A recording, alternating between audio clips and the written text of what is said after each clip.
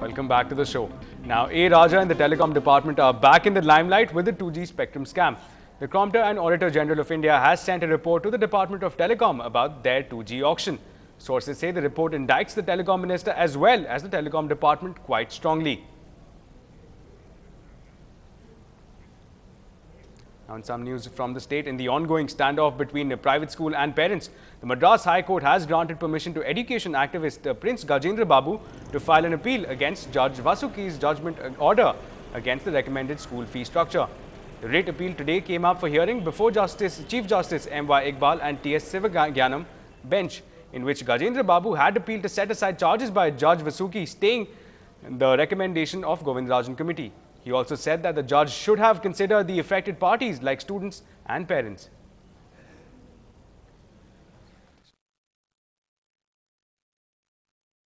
Schools have started charging exorbitant fee and there is no limit for their demand. And in some schools they have told that the parents and the students are being abused, tortured and sometimes forced to pay the fees during the quarterly examination itself. So we wanted the state to be vacated because it is a problem of really 1 crore families in Tamil Nadu. So we wanted the court to review its judgment. We wanted the state to be vacated. For that purpose we needed the special leave of the High Court. So we have approached the Madras High Court first bench for the special leave. Now the Madras High Court is pleased to grant the special leave to appeal. Because he is a third party. He was not a party to the proceedings. Earlier he appeared before the learned single judge, but single judge, did not grant permission to him to get himself impeded. He is a third party, he goes to the division bench and asks the permission of the court to file an appeal. So now the permission has been granted by the division bench. Tomorrow or day after tomorrow, the main writ appeal would be heard by the division bench.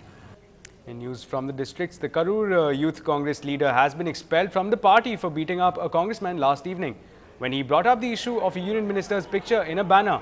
All this happened right in front of eyes of Congress chief K.V. Thangabalu. The meeting was organized to prepare the party workers ahead of Congress President Sonia Gandhi's Trichy visit on October 9th.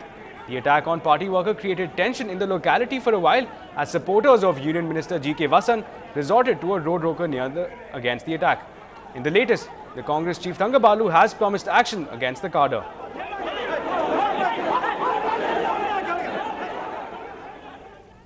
Now, 40-year-old Sridhar, working as an internal auditor with Nalli Silks in T Nagar, committed suicide by jumping from the top of the building.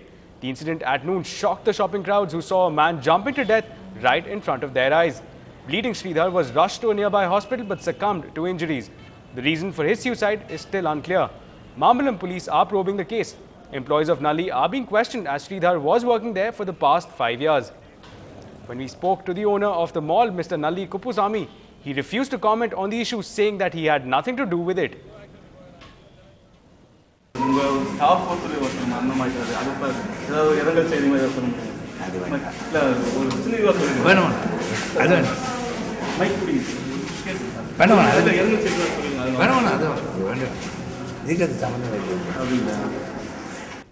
In some more news from the city police have cracked the Aminji Karai murder case with the help of CCTV footage. Elango, an auto driver, was smashed to death with a rock by his rivals during the wee hours near Skywalk Mall near Aminji Karai area. The police immediately referred to the CCTV footage recorded in the camera placed opposite to the mall. They zeroed in on the criminal and nabbed him in no time. Best part of this was that this case was detected because of the CCTV which is the Sky Mall has kept. And we always insist, all these banks and all, please keep CCTV not within the complex, outside also. And this is the outside CCTV which captured the whole, the crime being enacted. And with that footage, we were able to identify that accused Kadir, and he was picked up and all. So the advantages of CCTVs in detecting cases is great. A lot of cases we have detected in the, marriages halls, some banks cases. That's why we insist all the shopping complexes, all the, jewelry shops, all the banks, so please keep CCTVs so that it can help them to prevent crime, help us in detecting the case if something happens like that. Now, ladies first, but not when it comes to this sport. Why? We'll tell you the answer on the other side.